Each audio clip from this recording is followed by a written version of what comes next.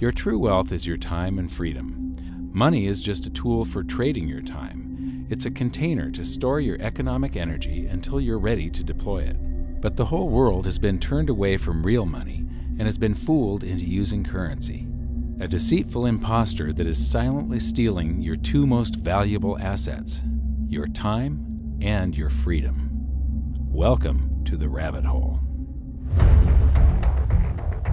We are entering a period of financial crisis that is the greatest the world has ever known. The wealth transfer that will take place during this decade is the greatest wealth transfer in history. Wealth is never destroyed, it is merely transferred, and that means that on the opposite side of every crisis there is an opportunity. The great news is that all you have to do to turn this crisis into your great opportunity is to educate yourself. I believe that the best investment that you can make in your lifetime is your own education. Education on the history of money, education on finance, education on how the global economy works, education on how all of these guys, the central bankers, the stock market, how they can cheat you, how they can scam you. If you learn what is going on and how the financial world works, you can put yourself on the correct side of this wealth transfer. Winston Churchill once said that the further you look into the past, the further that you can see into the future. This program is all about creating your own crystal ball, being able to gaze into the future, being able to change this crisis, the greatest crisis in the history of mankind, into your great opportunity.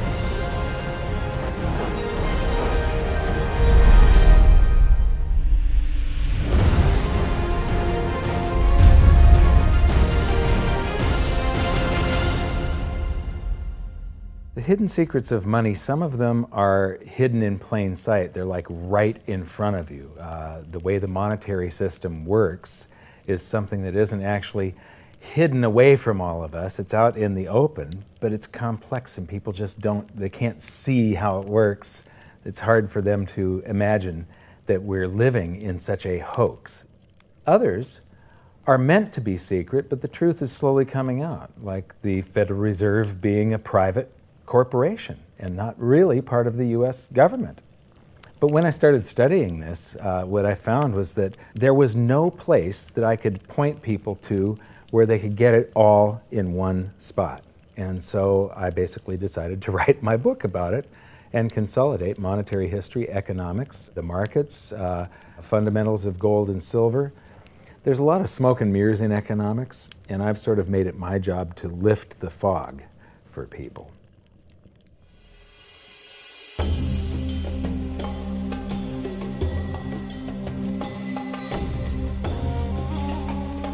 Welcome to Egypt. This is where it all began. Roughly 5,000 years ago, the Egyptians started using gold and silver as their predominant form of currency. But it was not yet money. The pieces of gold and silver that they were using were odd sizes and weights, odd purities, so it still was not interchangeable, where each unit is the same as the next. This meant that nothing really had a price yet. You couldn't put a price of so many coins on something because they didn't have coins yet. Trade was still difficult. It was still a guessing game when it came to the exchange of values. One of the reasons that we are in the financial mess that we are today globally is that people do not understand the difference between currency and money. Currency is a medium of exchange, a unit of account. It is portable, durable, divisible, and something called fungible. Fungible means that each unit is the same as the next unit. $1 in my pocket buys the same amount as $1 in your pocket. Money is all of those things plus a store of value over a long period of time. Even financial planners, bankers, your accountant, they don't understand the difference between currency and money. The currency in your pocket is a medium of exchange. It's a unit of account because it's got numbers on it. It's somewhat durable, it's portable, it's divisible in that you can make change, and it's fungible. $1 in my pocket buys the same amount as $1 in your pocket. But because governments can print more and more and more of it, and dilute the currency supply, it's continually transferring wealth out of your pocket, out of your bank account, to the government and to the banking system. The reason that gold and silver are the optimum form of money is because of their properties. It's an easy medium of exchange because gold and silver store a large amount of value in a very small area. It's a unit of account. Pure gold has the same value all over the planet. So an ounce of gold buys the same amount here in Egypt as it would in China or in the United States. It's durable. The same gold that Egyptians were using in trade 5,000 years ago is still here with us today. It does not corrode. It's divisible. You can make change with it. It's very portable. You could use something like oil as money. It's just that you can't carry around a barrel of oil on your back. It's fungible. Pure gold is the same wherever it is on Earth. Pure silver is the same wherever it is on Earth. It's limited in quantity. That's the reason that it maintains its purchasing power. Governments cannot print it. Over the last 5,000 years, only gold and silver have maintained their purchasing power. There have been thousands upon thousands of fiat currencies, currencies that are unbacked by gold or silver, and they have all gone to zero. It's a 100% failure rate. Well, fiat currency, of course, is a currency that exists at the dictate or by fiat from a government. You see, they have their printing presses, and the paper money rolls off the printing presses. And then they give it the fiat designation, which makes the currency official. It's just worthless paper. But when Ben Bernanke gives it the special sign, and they have the cult meeting at the Federal Open Market Committee meetings, it suddenly becomes currency. If you look at what's really going on, it's a con game. And so there's confidence. Well, the Federal Reserve is very forthright about what they're doing. If you read their websites, they'll tell you it's a confidence game. They tell you that there's no intrinsic value in their money. They'll tell you that they print it backed by absolutely nothing. They actually display all these facts. But if you tell somebody in the public that this stuff is created out of thin air, there's no backing whatsoever, it's absolutely worthless, it's about as valuable as monopoly money, they'll look at you like you're nuts. Is there an example throughout history of a fiat currency, a piece of paper that's unbacked by anything, surviving? Short answer, no. Long answer, no. And here's why. When Addison Wiggin took over at the Daily Record, when they got cranked up, Bill Warner asked him to catalog all of the fiat currencies throughout history and what happened to each of them.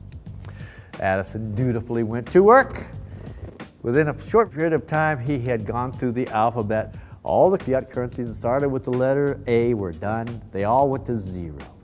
He was halfway through the letter B, and all the fiat currencies that started with the letter B, and there were 600 of them in just the first letter and a half of the alphabet, and every single one of them went to zero. Every one. 600 fiat currencies that start with the letter A, and half of the ones that start with the letter B are 600 of these things.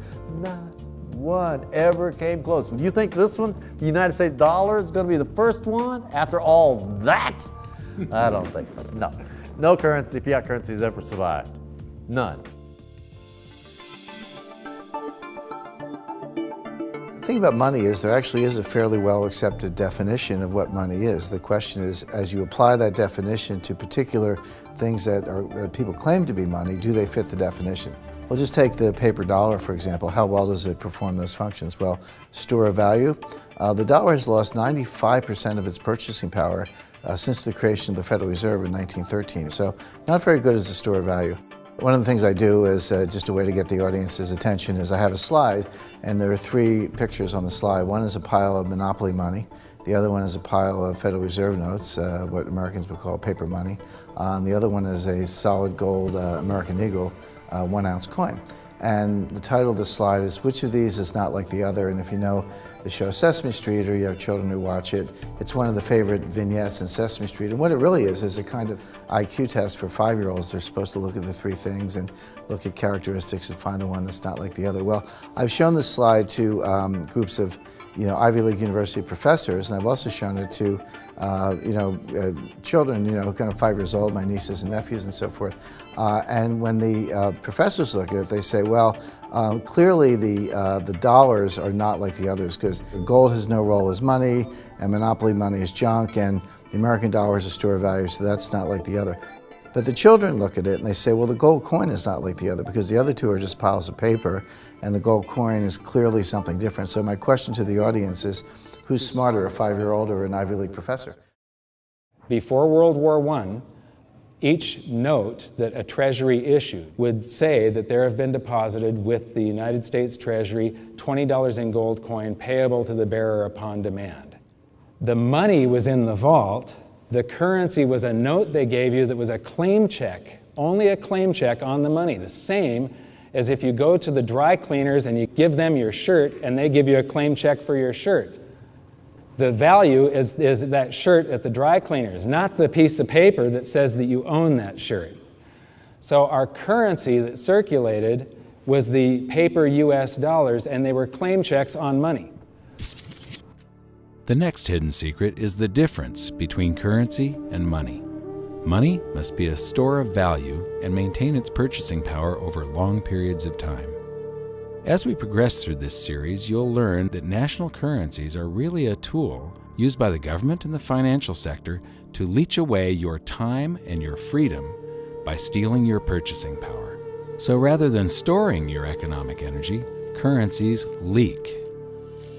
Now compare that to the gold and silver the Egyptians were using. Like I started with, it still wasn't money because it wasn't interchangeable yet. But they were on the right track, as gold and silver have proven over thousands of years to be the ultimate store of value. Gold is only formed when a star explodes, a supernova, and it stays around forever. This is one of the properties that make it the ultimate money.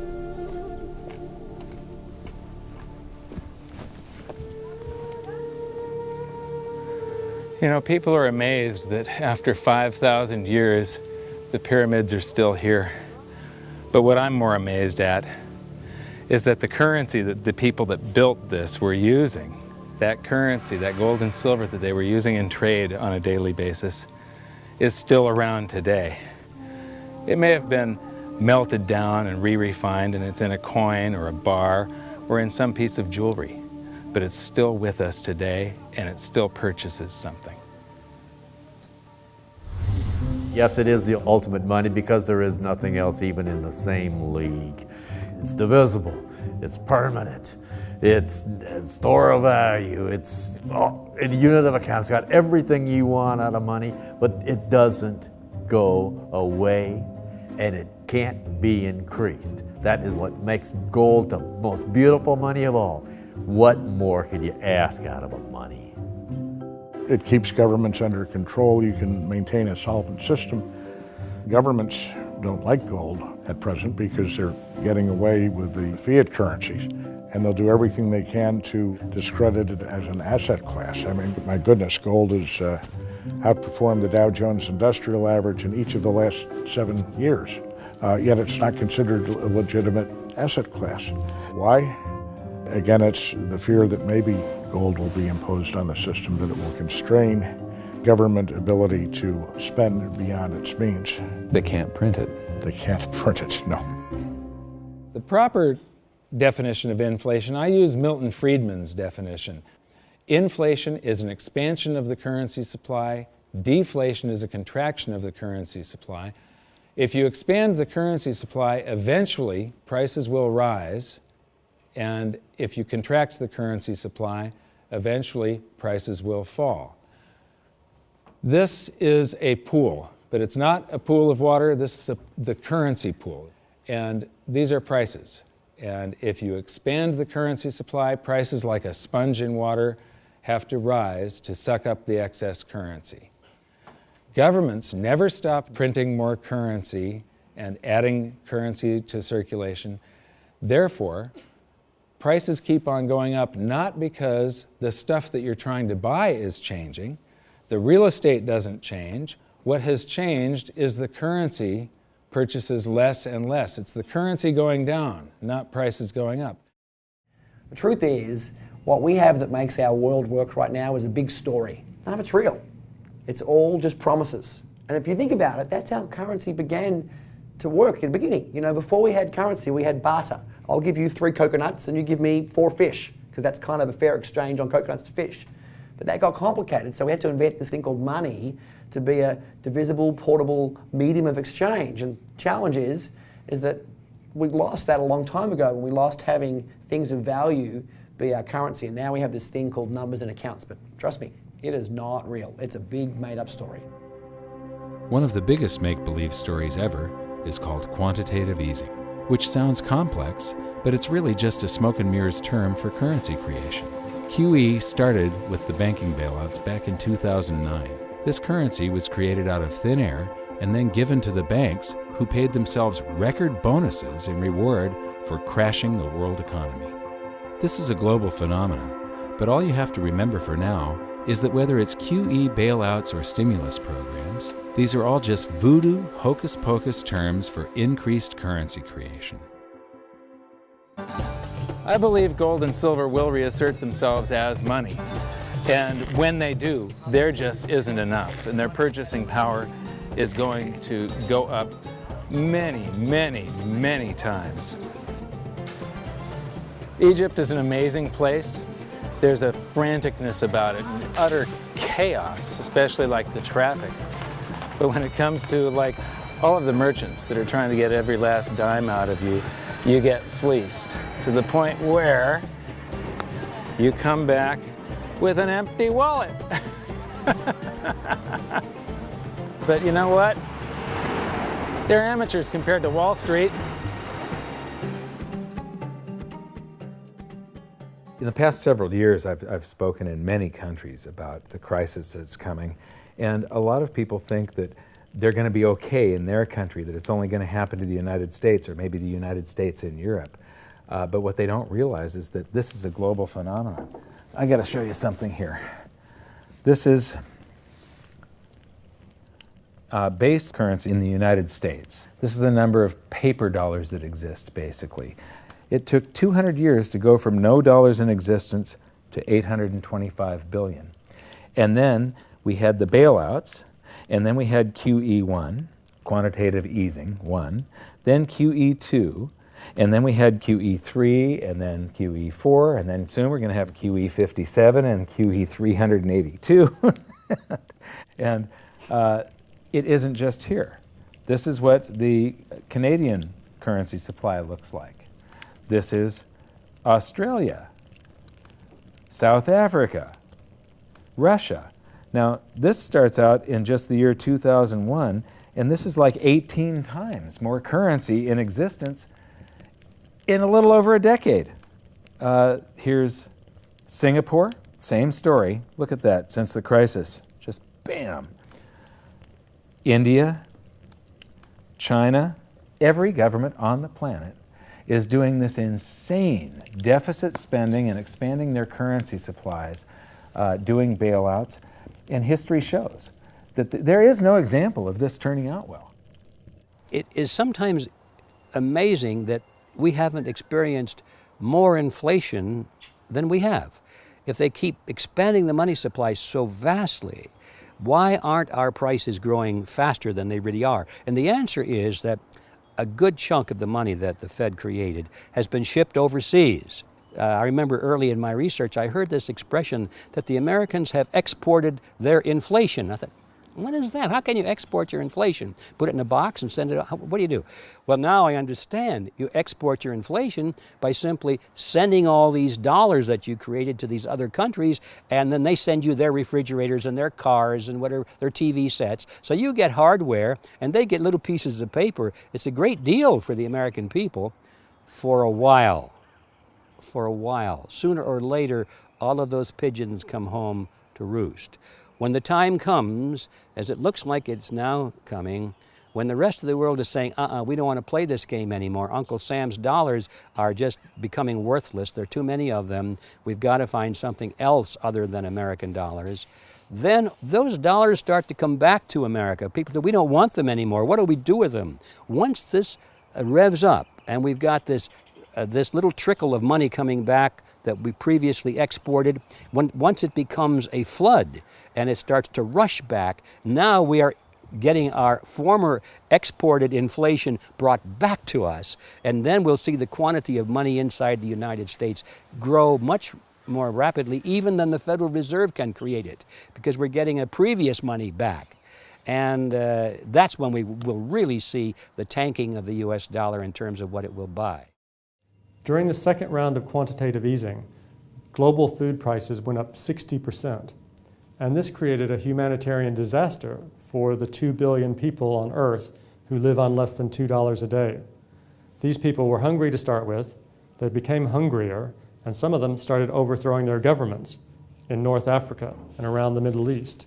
So quantitative easing was the spark that ignited the Arab Spring. So that's it. When you create money, you get some sort of inflation. It just depends on where the inflation goes.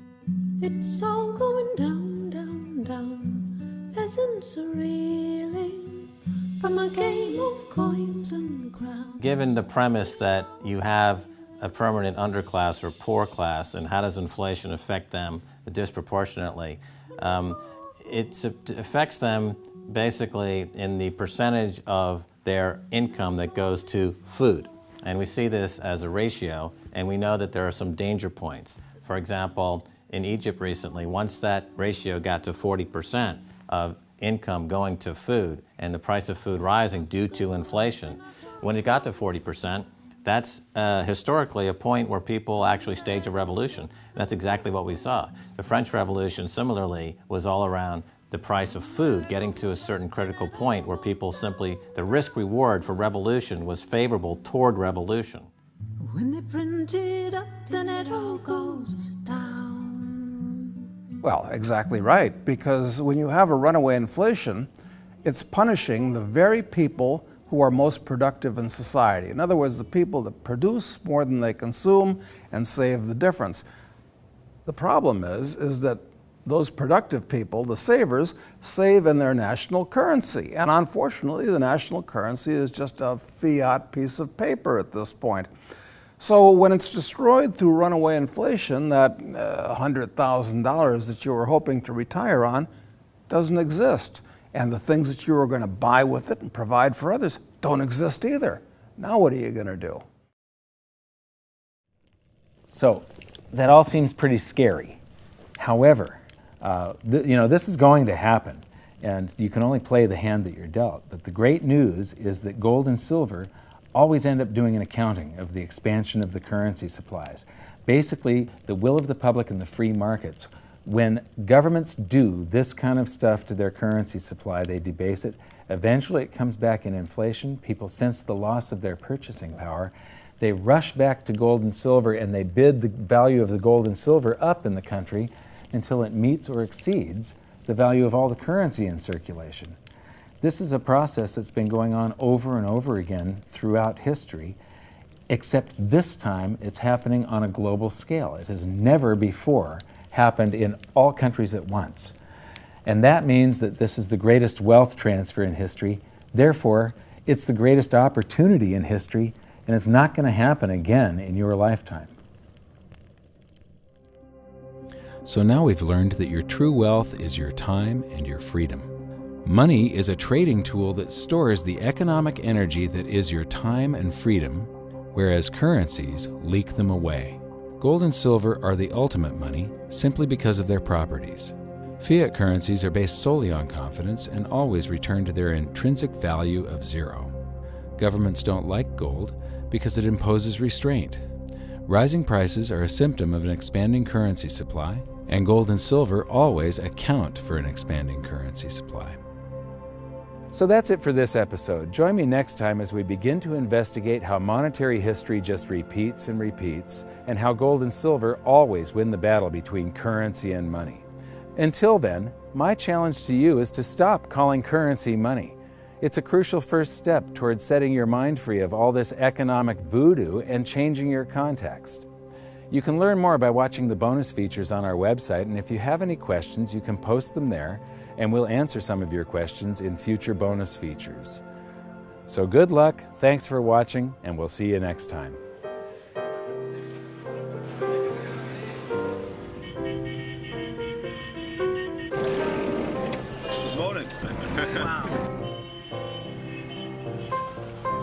What does fiat mean? It comes from the Latin for crappy car.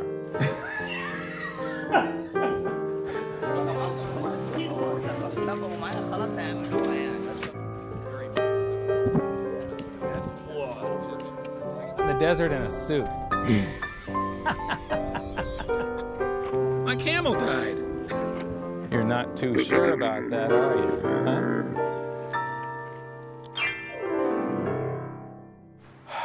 I am ready for a good long nap. Hi, welcome to this bonus feature for the very first episode of Hidden Secrets of Money. And this is currency versus money. So that's the major topic that